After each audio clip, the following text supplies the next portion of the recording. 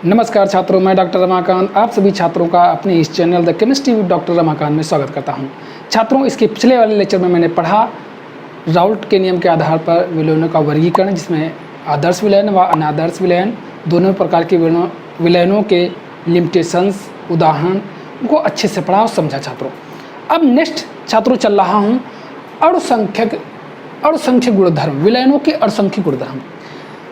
तो पहले समझ लीजिए कि विलयनों के अणुसंख्यक गुणधर्म या कोलिगेटिव प्रॉपर्टीज होती क्या हैं। देखिए, विलयनों के कुछ भौतिक गुण विलयन में उपस्थित विलय के कणों की संख्या पर निर्भर करते हैं और इन विलयनों के इन भौतिक गुणों को हम अणुसंख्यक गुणधर्म कहते हैं छात्रों। ठीक, कोलिगेटिव प्रॉपर्टीज कहा जाता है। तो यही हमने लिखा है छात्रों, विलयनों के वे भौतिक गुण जो विलयन में उपस्थित विलय के कणों की संख्या पर निर्भर करते हैं अणुसंख्यक गुणधर्म कहलाते हैं। अब चलिए नेक्स्ट तरफ। हम जानते हैं जब अवाष्पीय विलेय, छात्रों मैंने सब कुछ लिख दिया है, अब समझ लीजिए यहीं पर। छात्रों, हम जानते हैं कि जब अवाष्पीय विलेय विलायक में घोला जाता है तो प्राप्त विलयन का वाष्प दाब घट जाता है। विलायक के वाष्प दाब में होने वाली इस कमी को यानी P1 नॉट माइनस P1 को वाष्प दाब का अवनमन कहते हैं। और ये सभी गुणधर्म विलयन, वाष्प दाब का अपेक्षिक अवनमन, क्वथनांक का उन्नयन, हिमांक का अवनमन, परासरण दाब विलयन में उपस्थित विलय की कणों की संख्या पर तो निर्भर करते हैं और इन कणों की संख्या क्या है, वाष्प दाब के अवनमन से संबंधित होती है। कणों की संख्या जितनी अधिक होगी विलयन में विलायक का वाष्प दाब या विलयन का वाष्प दाब का अवनमन उतना ही अधिक होगा।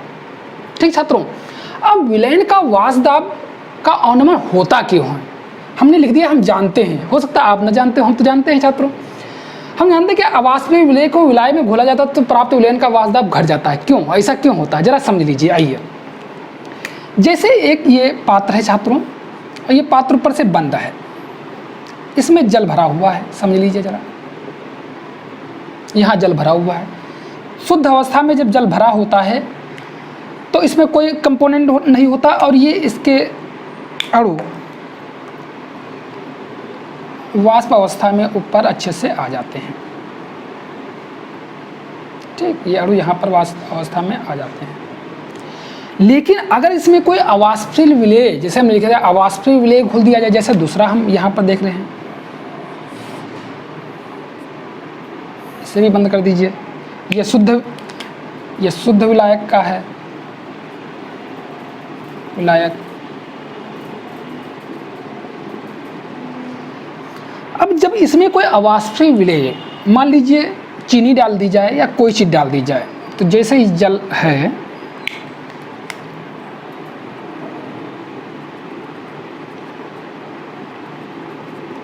जब हम चीनी या कोई अवाष्पीय विलेय पदार्थ डालेंगे तो क्या होगा कि इसके तल जो होता है, जैसे इसका तल यहाँ पर था, इसके तलों पर कुछ अवाष्पीय विलेय के कण आ जाते हैं। इसमें तो रहेंगे ही रहेंगे, इसमें रहेंगे ही, विलयन में कुछ उसके तल पर आ जाते हैं, जिसके कारण क्या होता है कि विलयनों का वाष्पीकरण कुछ हद तक कम हो जाता है। विलायक का वाष्पीकरण, जो शुद्ध विलायक था उसका वाष्पीकरण कुछ कम हो जाता है। तो और आला आप यहाँ देख रहे हैं, यहाँ वाष्प अधिक है, यहाँ पर वाष्प क्या है, अधिक है, यहाँ वाष्प क्या है, कम है। क्यों? क्योंकि विलेय के कण विलायकों को जो वाष्पीकरण के लिए सतह चाहिए वहाँ पर विलेय के कणों ने कुछ स्थान घेर लिया है, जिसके कारण विलायक के अणु वाष्पीकृत नहीं हो पा रहे हैं। जब वाष्पित अणुओं की संख्या या कणों की संख्या जब कम हो जाएगी तो वाष्प दाब भी प्राप्त विलयन का कम हो जाएगा छात्रों।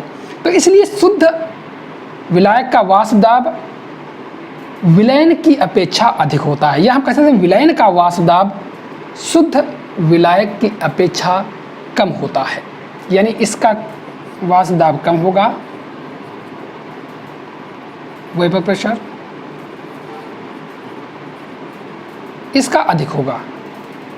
ठीक छात्रों, तो इस तरीके से आप समझ गए होंगे कि विलयन का वाष्प दाब विलायक के वाष्प दाब से कम क्यों होता है। तो ये मैंने तुमको कारण बता दिया। अब विलयनों के वासदाब से संबंधित ये सब चीज़ें हैं जो उनके अणुओं की संख्या। वासदाब क्या है? अणुओं की संख्या पर निर्भर करता है। वासदाब का अवनमन जो होता है वो अणुओं की, विलेय के अणुओं की संख्या पर निर्भर करता है, और विलेय के अणुओं की संख्या से संबंधित ही वासदाब का अपेक्षिक अवनमन, क्वथनांक का उन्नयन, हिमांक का अवनमन, परासरण दाब है। तो ये सभी अर्थात विलयन में उपस्थित विलेय की कणों संख्या पर निर्भर करते हैं, इसलिए इन्हें विलयनों के अणुसंख्यक गुणधर्म कहते हैं, यानी कोलिगेटिव प्रॉपर्टीज ये होती हैं छात्रों।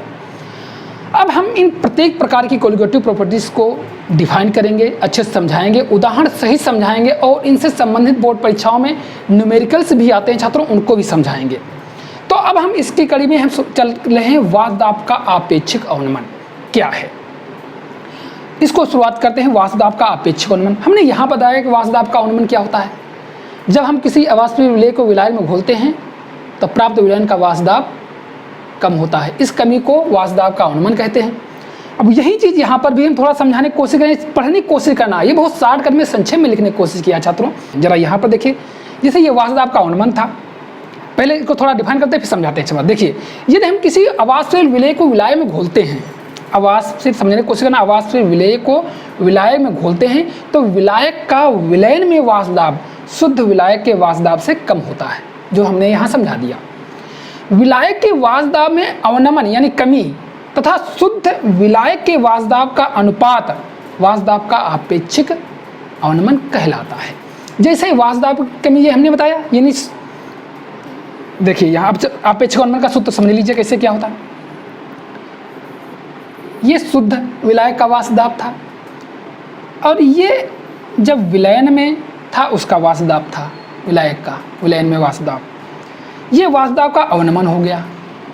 अब इस वासदाब का अवनमन और शुद्ध विलायक के वासदाब का अनुपात, यानी शुद्ध विलायक यही था, शुद्ध विलायक का वासदाब, ये वासदाब का आपेक्षिक अवनमन कहलाता है। वासदाब का आपेक्षिक अवनमन कहलाता है, relative lowering of vapour pressure इसे कहते हैं। P1 नॉट P1 बटे P1 नॉट, ये वासदाब का आपेक्षिक अवनमन। इसे हम आगे डेरिवेट करना सिखाएंगे छात्रों, परेशान ना होइए, सब बताएंगे। तो ये वासदाब का आपेक्षिक अवनमन है। हम अब देखिए यहाँ पर, चलो आगे चलते हैं। हम विलयन में विलायक को 1 तथा अवाष्पीय विलेय को 2 से व्यक्त करते हैं। अगर 1 है तो समझ लीजिए कि वो विलायक के बारे में है, और 2 जहाँ लिखा है वो समझ लीजिए विलेय के बारे में है। जब विलेय अवाष्पशील होता है, ठीक, जब विलेय अवाष्पशील होता है तो केवल विलायक के अणु ही वाष्प अवस्था में होते हैं। देखिए यहाँ वाष्प क्या है, जब विलेय अवाष्पशील है तो यहाँ जो वाष्प अवस्था में है सिर्फ विलायक के ही कण हैं, देख रहे हो आप यहाँ पर, ये विलेय के कण नहीं यहाँ पर हैं। तो वही चीज़ लिखा गया है कि जब विलेय अवाष्पशील होता है तो केवल विलायक के अणु ही वाष्प अवस्था में होते हैं और विलयन के वासदाब का कारण होते हैं। यही अर्थात विलायक के अणु ही यही इस विलयन के वासदाब का कारण है, विलेय के अणु नहीं है, क्योंकि विलायक के अणु जितना वाष्प इस पर डालेंगे वही उसका वासदाब होगा। ये वाष्पित विलायक के अणु जितने इसके तल पर दाब डालेंगे वही उसका वासदाब होगा, और ये संख्या हो जाती है कम विलेय के अणुओं, विलेय को मिलने के कारण ये संख्या कम हो जाती है, इसलिए इनका वासदाब भी कम हो जाता है। तो हमने क्या, विलयन के वासदाब का कारण होते हैं। यदि P1 विलायक का विलयन में वासदाब है, यदि P1 विलायक का विलयन में वासदाब, X1 विलायक का मोल प्रभाज या मोल अंश एवं P1 नॉट विलायक की शुद्ध अवस्था का वासदाब है, तो राउल्ट के नियमानुसार, राउल्ट का नियम जरा याद कीजिए, पुराना वाला हमने लिख दिया है ऑलरेडी। क्या है राउल्ट का नियम? किसी विलयन के प्रत्येक वाष्पशील अवयव का आंशिक वासदाब उसके मोल प्रभाज के समानुपाती होता है। पढ़ाया था द्रव द्रव विलयन के वासदाब के संबंध में राउल्ट का नियम, वही चीज़ नियम है यहाँ पर, कोई नियम में परिवर्तन नहीं है। ठीक, समझने की कोशिश करो। किसी विलयन के प्रत्येक वाष्पशील अवयव का आंशिक वासदाब उसके मोल प्रभाज के समानुपाती होते हैं, अर्थात P1 अनुपाती X1। विलयन का वासदाब क्या हो जाएगा, यहाँ विलायक का वासदाब जो है P1, यही P1 जो हमने लिख दिया है, P1 विलायक का विलयन में वासदाब, और किसके अनुपाती हुआ, विलायक के मूल प्रभाज के। विलायक का, क्योंकि विलेय तो अवाष्पशील है, तो हमने इसमें बताया गया है वाष्पशील अवयव का आंशिक वासदाब उसके मोल प्रभाज, यानी वाष्पशील पदार्थ के ही मोल प्रभाज के समानुपाती होता है, मोल प्रभाज के। अवाष्पशील पदार्थ अर्थात विलेय के मोल प्रभाज के नहीं, यहाँ पर विलायक के मोल प्रभाज के समानुपाती होगा, ये समझ लीजिए यहाँ पर, ठीक है। यानी विलयन का जो वाष्प दाब होगा वो विलायक के मोल प्रभाज के समानुपाती होगा, सीधे यहाँ पर ये समझ लीजिए। यानी विलयन का वाष्प दाब विलायक के मोल प्रभाज के समानुपाती होगा, वही यहाँ पर लिखा गया है। P1 फिलहाल P1 ये विलायक का विलयन में वाष्प दाब है, वही अब विलयन का वाष्प दाब हो जाएगा, क्योंकि विलयन में विलेय का वाष्प दाब कुछ है ही नहीं, वो अवाष्पशील है। तो विलायक का वाष्प दाब ही अब वो विलयन में विलायक का वाष्प दाब ही उस विलयन का वाष्प दाब हो जाएगा, जिसे हम P1 कहेंगे। अर्थात ये हम कह सकते हैं P1 विलयन का वाष्प दाब है और X1 विलायक का मोल प्रभाज है, और P1 शुद्ध अवस्था में विलायक का वाष्प दाब है। तो हम P1 अनुक्रमानुपाती X1 P1 बराबर P1 नॉट X1, ये तुम्हारा हो गया फार्मूला राउल्ट के नियम अनुसार। अब चलिए आगे इसको समझाते हैं, इसको मिटाते हैं छात्रों, फिर समझाते हैं, जरा बने रहिए मेरे वीडियो में। वाष्प दाब के आपेक्षिक अवनमन के अंतर्गत छात्रों पिछले अभी व्हाइट बोर्ड पर हमने राउल्ट के नियम को लिख लिया था, और उस नियम के आगे अब चल रहे हैं कंटिन्यूएशन में। राउल्ट का नियम छात्रों वहाँ पर हमने लिखा था, जो वहीं पर आप जानते ही हो, उसमें कोई सी बात नहीं है। P1 बराबर P1 नॉट X1, ये मैंने लिख लिया था, यहाँ तक हो चुका था पिछला व्हाइट बोर्ड पर। अब उसके कंटिन्यूएशन में चलते हैं।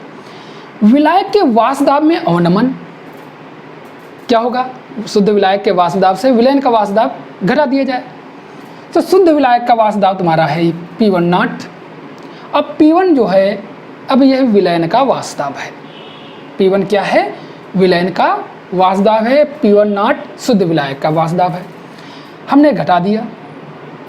अब P1 को मान, ये देखो हमने राउल्ट के नियम में पीछे वाला लिखा था, जस्ट पिछले व्हाइट बोर्ड में, इसी मान को हम P1 के स्थान पर यहाँ रख देंगे। जब हम इसे रख देंगे तो ये दोनों वैल्यू समान हैं, इसको हम ब्रैकेट के बाहर ले आएंगे, तो क्या हो जाएगा, डेल्टा P1 यानी विलायक के वाष्प दाब में अवनमन होने वाष्प दाब में कमी, डेल्टा P1 बराबर P1 नॉट ब्रैकेट में 1 माइनस X1। छात्रों हम जब मोल प्रभाज के समय पढ़ा रहे थे तो हमने बताया था चाहे जितने भी कंपोनेंट किसी विलयन में मिले हों उनके सबके मोल प्रभाजों का योग 1 के बराबर होता है। अगर दो ही पदार्थ मिले हैं तो दोनों पदार्थों अर्थात X1 प्लस X2 का योग 1 के बराबर होगा। यहाँ पर लिखा है 1x1, अगर हम इसको इस तरीके कर दे, घटा दे यहाँ से, तो X2 देखिए 1 माइनस X1, इसको अगर डाल तो ये आ जाता है, समझ में आया कि नहीं। अर्थात हमने इसलिए ज्ञात है X2 बराबर 1x1, ये यहीं से आता है। मोल प्रभाजों के विभिन्न प्रकारों के कंपोनेंटों का मोल प्रभाजों का योग 1 के बराबर होता है, ये मालूम होना चाहिए।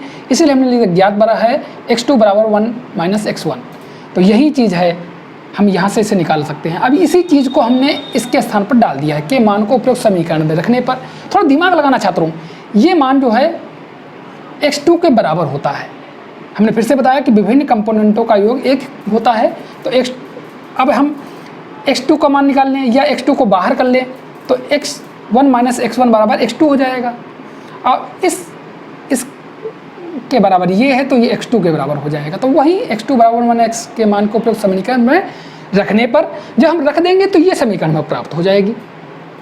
ये वाष्प दाब का अवनमन है, ये शुद्ध अवस्था में विलायक का वाष्प दाब है। ये अब X2 जो है ये विलेय का मोल प्रभाज है। अब ये विलायक का मोल प्रभाज नहीं, ये विलायक का मोल प्रभाज था, ये विलेय का मोल प्रभाज। हमने बताया 2 कंपोनेंट अगर जुड़ जाएगा, दूसरा हमने 1 विलायक के लिए माना था, 2 विलेय के लिए माना था, हमने शुरुआत में जब पढ़ा रहे थे छात्रों। तो 2 जो लग गया तो समझ लीजिए विलेय का मोल प्रभाज है, हमने लिख दिया जहाँ X2 विलेय का मोल प्रभाज है। अब इसको क्या है, उपरोक्त समीकरण इस प्रकार लिख सकते हैं, इसको हम अंडर नीचे ले आएंगे तो डेल्टा P1 बटे P1 नॉट बराबर, अब डेल्टा P1 का मान ये है, डेल्टा P1 क्या है, P1 नॉट माइनस P1, तो यही हमने यहाँ पर डाल दिया है। डेल्टा P का क्या है, P1 नॉट, ये वाली वैल्यू डेल्टा P1 के बराबर है, तो P1 नॉट बाई P1 ये नीचे है बराबर X2 ये वाला है, ठीक। तो वही चीज़ इसी समीकरण का परिवर्तित रूप ये समीकरण है, जहाँ पर हमने इसके मान को ये वाला मान यहाँ डाल दिया है और ये X2 हो गया। ठीक, समझ गए छात्रों।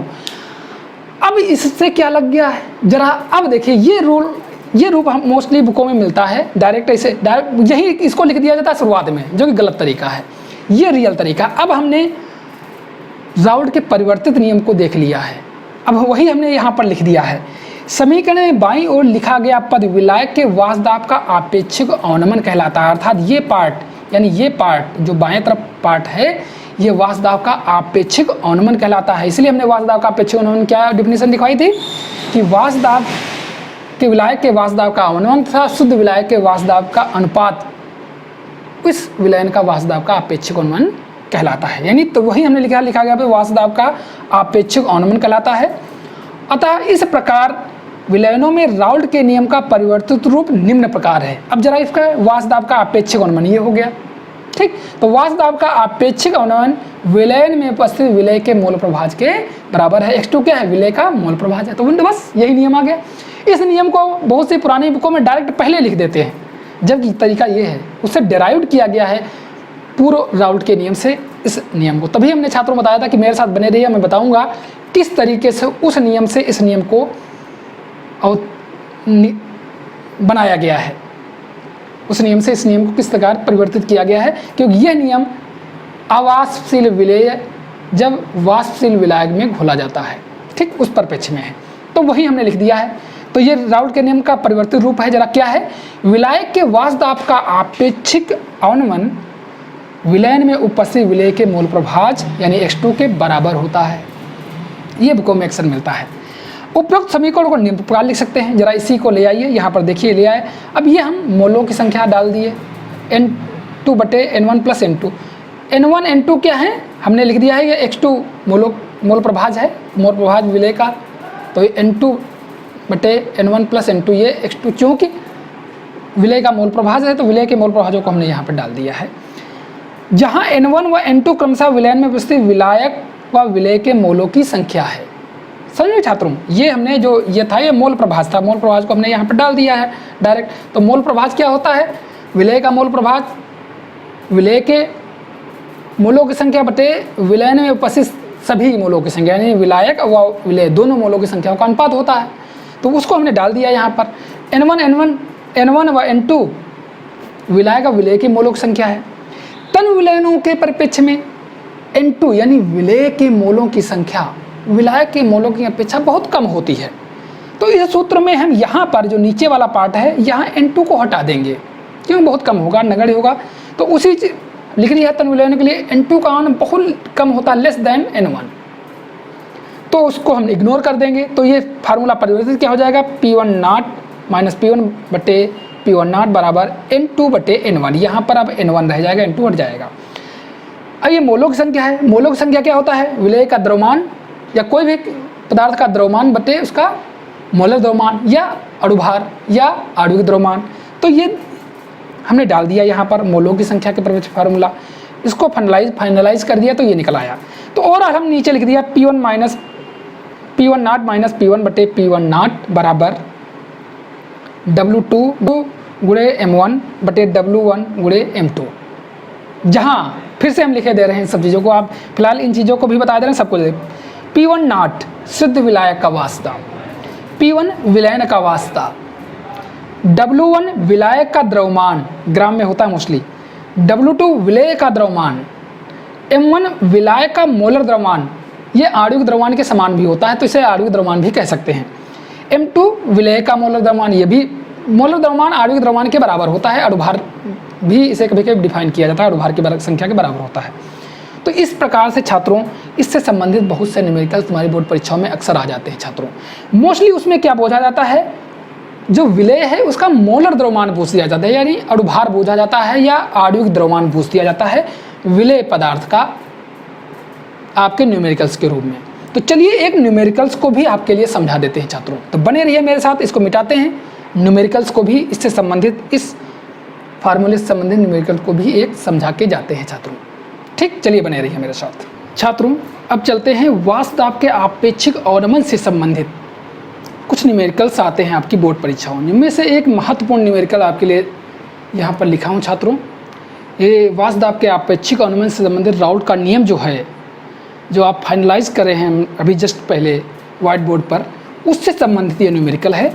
और ऐसे ही न्यूमेरिकल्स छात्रों आते ज़रूर हैं बोर्ड पर, विलयन के चैप्टर से मोस्टली न्यूमेरिकल्स ही आते हैं, ये ध्यान रखिएगा। तो उसमें से एक महत्वपूर्ण न्यूमेरिकल आपके लिए लिख के दे रहा हूँ छात्रों, इसको हल करना भी सिखा दिया है मैंने। देखिए, किसी भी ताप पर लिखा हमने, किसी ताप पर शुद्ध बेंजीन का वाष्प दाब 0.850 बार है। 0.5 ग्राम अवाष्पशील विद्युत अनअपघट्य ठोस को 39 ग्राम बेंजीन में घोला गया है। प्राप्त विलयन का वाष्प दाब 0.845 बार है। ठोस का मोलर द्रव्यमान क्या है?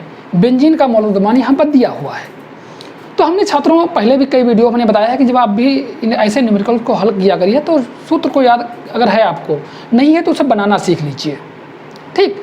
और राउल्ट का नियम अगर आप जानते हो, वाष्प दाब का अपेक्षित मोल प्रभाज के बराबर होता है विलेय के, उसको याद रख लीजिए, उससे अपने आप ये वाला फार्मूला बना सकते हो अगर ये भूल जाते हो बारंबार, ठीक भाई। N2/N1 हो जाएगा। N2 क्या है वो मान डाल दीजिए, N1 का मान डाल दीजिए, अपने आप आ जाएगा। ये वाला बात मानते ही हो गए। तो इस तरीके से आराम से बना सकते हो। यहाँ पर अब हम लिखेंगे हल करने के तरीके क्या, प्रश्नानुसार प्रश्न क्या कह रहा है उसके अनुसार चलेंगे। तो प्रश्नानुसार लिखा है शुद्ध बेंजीन का वाष्प दाब यानी P1 नॉट, ये शुद्ध विलायक का वाष्प दाब है, यहाँ विलायक बेंजीन है, इतना बार हो गया। W2 विलेय, अर्थात यहाँ लिखा है 0.5 ग्राम अवाष्पशील विद्युत अनअपघट्य, ये विलेय है, अर्थात 0.5 ग्राम विलेय हो गया। W1 ये विलायक यानी बेंजीन, ये बेंजीन का में लग गया 39 ग्राम बेंजीन में, तो 39 ग्राम बेंजीन W1 हो गया। M1 बेंजीन का मोलर द्रव्यमान दिया हुआ है, M1 78 यानी 78 ग्राम प्रति मोल या आणविक द्रव्यमान दिया हुआ है। P1 उन्होंने कहा जब हम घोल देते हैं तो विलयन का, प्राप्त विलयन का वाष्प दाब 0.845 यानी P1 जो है विलयन का वाष्प दाब है, जो कितना है 0.845 बार। हमको निकालना क्या है, हमको M2 निकालना है, अर्थात ठोस जो घोला गया है, विद्युत अनअपघट्य जो घोला गया है, उसका मोलर द्रव्यमान क्या है, अर्थात हमें M2 ज्ञात करना है। इसको हमने प्रश्न चिन्ह लगा दिया है राउल्ट के नियम से। राउल्ट का नियम क्या है, ये राउल्ट का नियम से है, ठीक। P1 not minus P1 not यहाँ करें, P1 नॉट बराबर P2A बराबर W2 गुणन M1 बटे W1 पूरे M2। उपरोक्त मानों को रख दीजिए, यहाँ पर आप सभी मान रख लीजिए। P1 नॉट का मान ये दिया हुआ है, अब P1 का मान ये देखो दिया हुआ है, तो ये हमने डाल दिया है यहाँ पर। इसके पश्चात W2 का मान 0.5 ग्राम ये हो गया, और तुम्हारा ये M1 का मान ये देखिए हो गया। W2 का मान 39 ग्राम ये है, W1 का मान 39 ग्राम है, 39 ग्राम ये हो गया। M2 हमें ज्ञात करना है। जरा देखिए यहाँ 39 दूना 78 होता है, 39 दूना 78, तो 2 बार कट गया यहाँ से। अब 5 दूनी 10 यानी दशमलव का 1 हो जाएगा, तो हम इसलिए 1/M1 M2 यहाँ कर दिए हैं, इसी को मान इतना हो जाएगा। जब आप इसे घटा दोगे तो यहाँ पर क्या है 0.005 आएगा, बटे ये वैल्यू इतनी ही रहेगी। हमने दशमलव को दोनों को हटा दिया। अब इसको हम ले आते हैं M2 को बाहर, M2 को बाहर लाएंगे तो 850/5 आ जाएगा, यही ऊपर चला जाएगा, ये नीचे आ जाएगा। भाग दे देंगे 170 ग्राम प्रति मोल आ जाएगा। अतः ठोस का मोलर द्रव्यमान 170 ग्राम प्रति मोल है। तो इस प्रकार के छात्रों न्यूमेरिकल्स आते हैं, या इससे संबंधित अब आगे हम छात्रों क्वथनांक का उन्नयन, हिमांक का उन्नयन, परासरण दाब, इससे संबंधित न्यूमेरिकल्स, और इसके साथ आते हैं असमान आणविक द्रव्यमान या असमान मोलर द्रव्यमान या एबनॉर्मल मोलर मास इन्हें कहा जाता है, उसको पढ़ेंगे। और उससे संबंधित वांटा फैक्टर को भी पढ़ेंगे। वांटा फैक्टर क्या होता है, उन सब चीज़ों को पढ़ाएंगे, उनसे संबंधित सभी न्यूमेरिकल्स को भी समझाते चलेंगे। तो बने रहिएगा मेरे साथ छात्रों, और आपको मेरे पढ़ाने ढंग से यदि आप संतुष्ट हो तो हमारे चैनल को सब्सक्राइब कर लीजिए और हमें फेसबुक पेज को भी फॉलो कर लीजिए। अब आपको हम मिलेंगे छात्रों नेक्स्ट वीडियो में, तब तक के लिए धन्यवाद।